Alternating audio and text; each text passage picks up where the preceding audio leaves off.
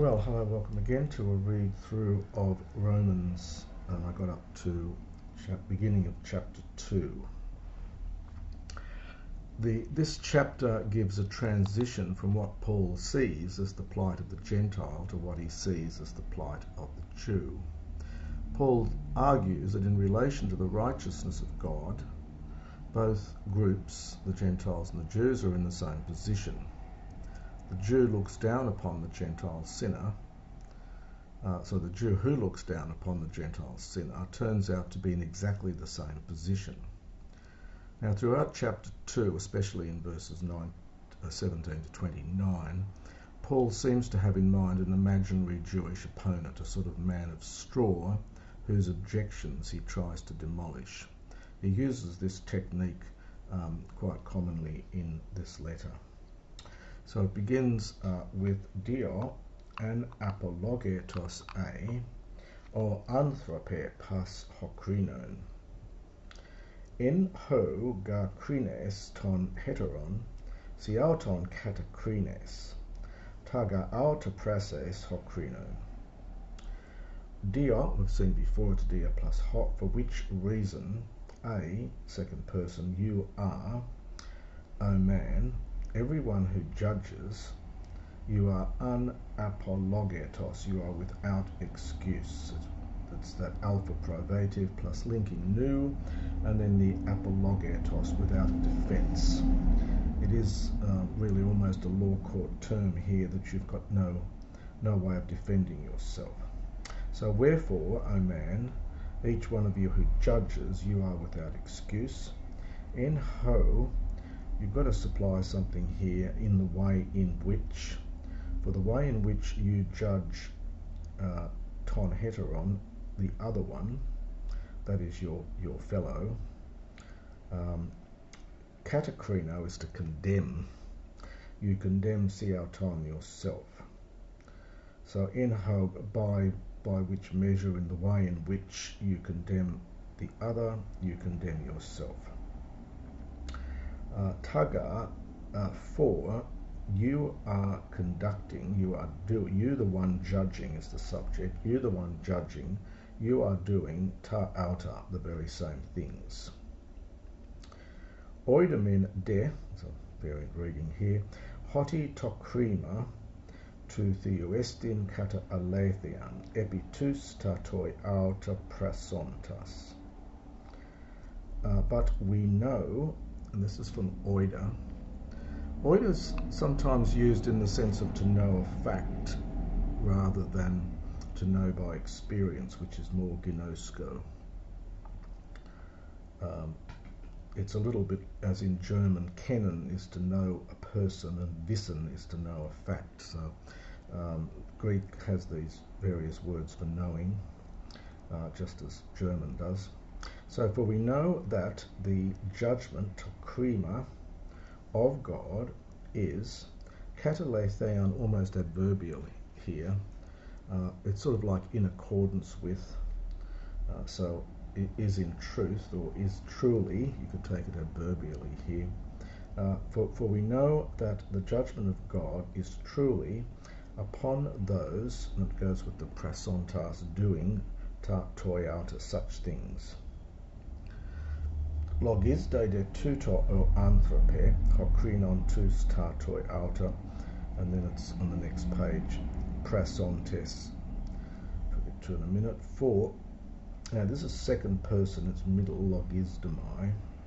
For, and it's a question here, yep, there's a question on the next page. Do you reckon this, O man, you the one judging, tus ta toiata, prasontes, prasontas, that's agreeing with the tus, kai doing, kai poion outer, hoti su ek fuxe tokrima to theou.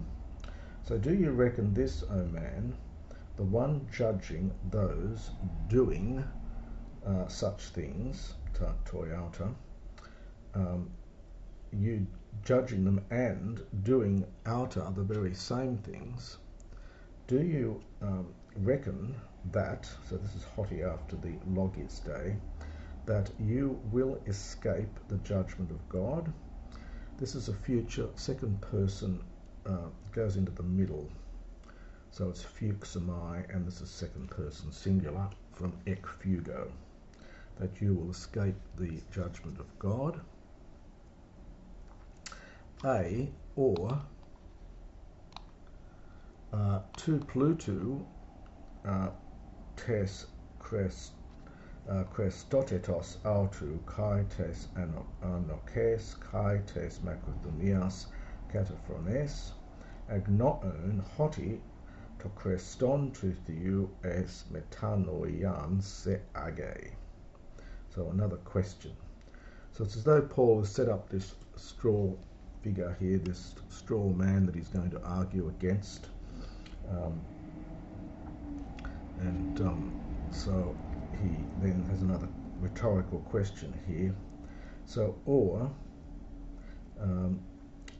now I think we've got to go right down to kataphroneo. So kataphroneo is to despise.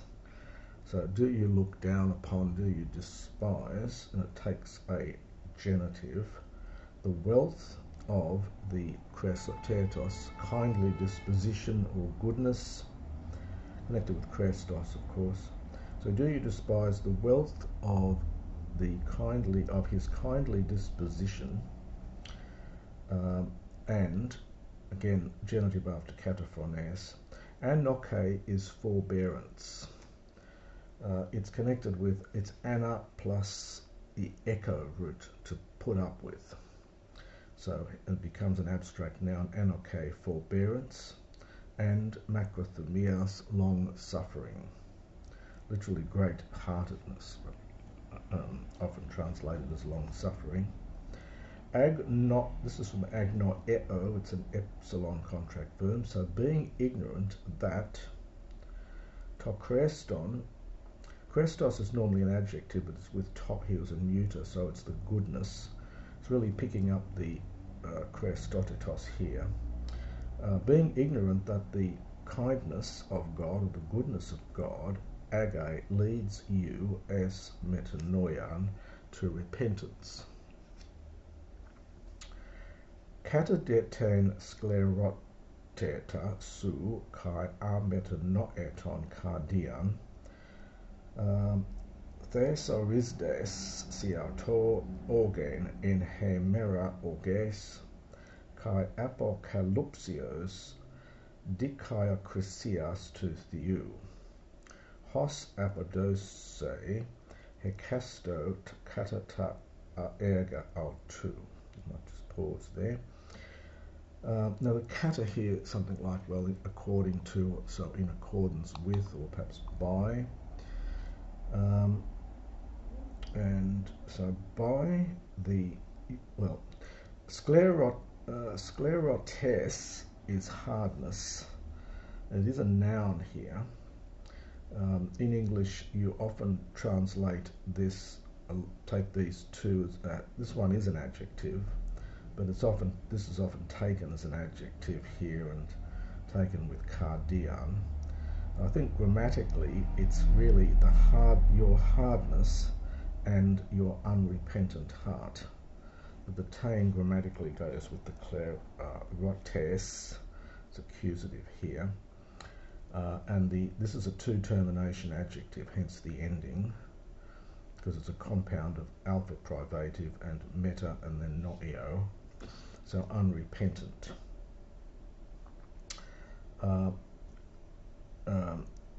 So according or in accordance with your hardness and your unrepentant heart. So I said generally translated as your hard and unrepentant heart. Thesaurides, cognate with our word thesaurus, of course. It means to treasure up. A thesauros in Greek is a treasure. So you treasure up siauto for yourself, orgain, anger, in the day of anger and of the revelation of the righteous judgment of God. So this idea of the day of anger, this concept of the day of judgment, etc., begins to appear in the prophets. It's in Amos 5:18, for example. It becomes more common later and during the intertestamental period. And the idea again is going to come again in this chapter in verse 16. And dikaiokritia is a very rare word. You do get dikaiokrites, the righteous judge, in 2 Maccabees 12:41. The meaning's perfectly clear. It's from dikaios plus krino, so it means righteous judgment. It's an abstract noun. So who will give back hekasto to each person, katata erga autu, according to his works. So just do that a bit again quickly. So by your hardness and your unrepentant heart, you store up for yourself anger in the day of anger, in the day of wrath or day of anger, and of the revelation of the righteous judgment of God, who will repay ekasto to each person, will give back to each person according to his works. Tois men kath hupamonan ergu agathu doxan kai timen kai afthasian setusin zoan ionion, tois de ex erytheas kai apethusi te alethea, Pethomenois de te adikia orge kai thumos. Now we get a nice structure here. We've got a tois men and we've got a tois de balancing that. So we have here two, and the tois is going with a participle. And the tois goes in fact with the say tusin down here. Somewhat separated, but this is a participle, not present tense verb. So to the ones seeking by their steadfastness of good works, of a good work, so sort of almost the perseverance, and the ergu agathu really is a defining genitive here. So it's something like by the perseverance, hypomone, steadfastness, in doing a good work, to the ones seeking in that way, doxan, glory and honour and incorruptibility, understand there is, zoan ionion, eternal life. So this is sort of epexegetic almost. This is what will come. But, and then we have tois, and we have here, the two dative plural participles. This apethusa is a participle, and pathomenois is a participle, going with the tois, I think. But to those, now ex erytheas. Erythea is an interesting word. All Greek words are interesting, but it means selfish ambition or unscrupulous self-seeking. The word is used in Aristotle's Politics to denote the self-seeking pursuit of political office by unfair means. It's derived from the word erithos, which literally means a hired labourer, although there's still some debate about this, but it appears to come from this idea of erithos, a hired labourer.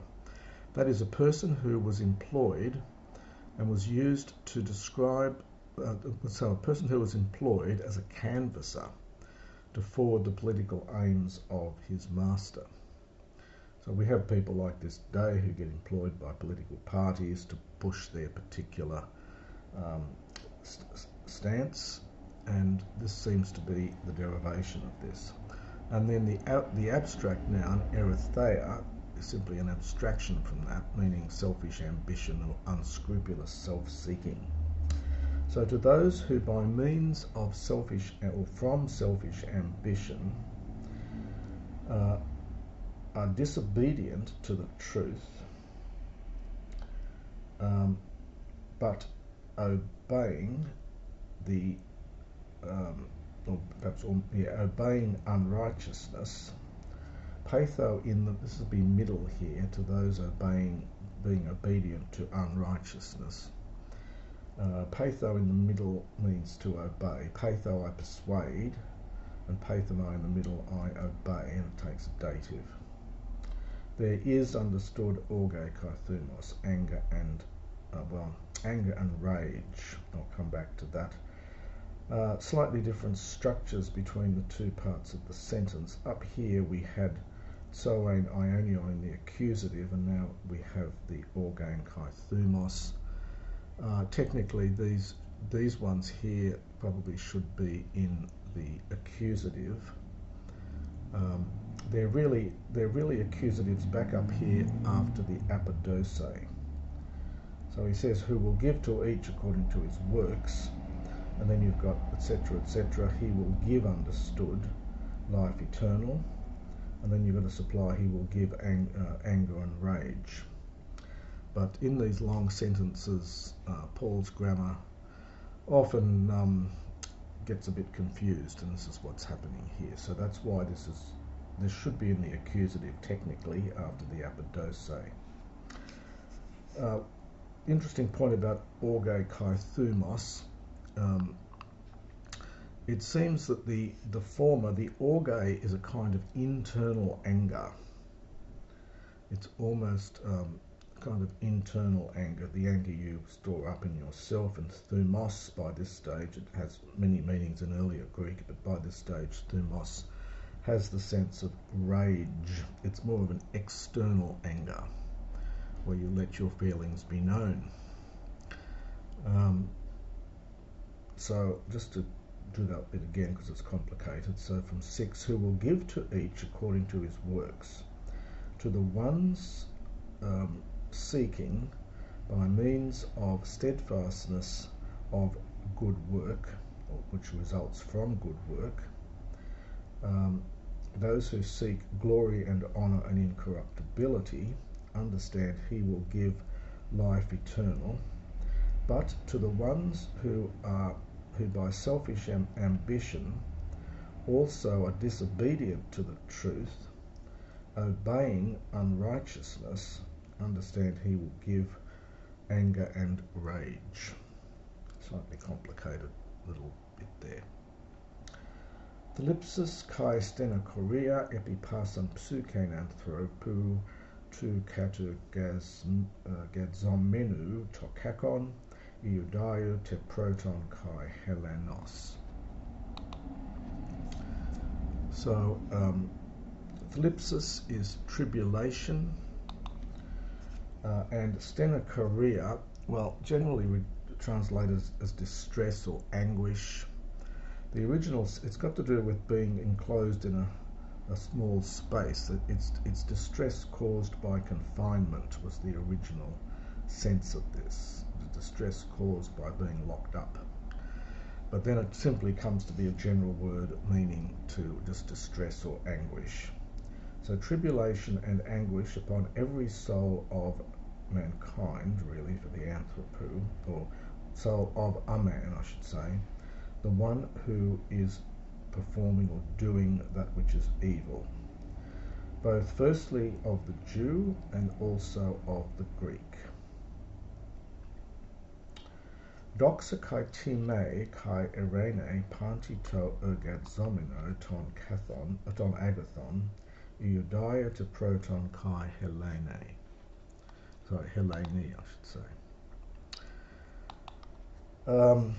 So glory and honour and peace to everyone who does that which is good, both firstly to the Jew and then to the Greek. It's modelled on this earlier phrase here, but now in the dative. Uga esti prosopolepsia paratotheo. This is a very common word in the New Testament. The word is restricted to biblical Greek. You won't see it outside of that. And here it's an abstract noun. You will see, of course, in the New Testament other nouns, verbs, adverbs, all from the same root. It's formed from a translation of a Hebrew idiom corresponding to the Greek prosopon lambenein. And so it means partiality. In the New Testament, it always has a negative sense here. For there is no partiality, literally beside God or with God. Hosoi ga anomos hematon, anomos kai apoluntai. Kai hosoi en nomoi hamaten dia nomu krithe sontai. I'll just pause there, I think. For as many as sinned, this is the aorist from Hamatano, strong aorist. So for many as sinned anomos, probably meaning apart from the law. Not lawlessly, so much in the modern sense, but without a law. Without the law also they will perish. Future from Apolumi. And as many as sinned in the law, and then we get dianomu, through the law they will be judged. Future passive from Crino.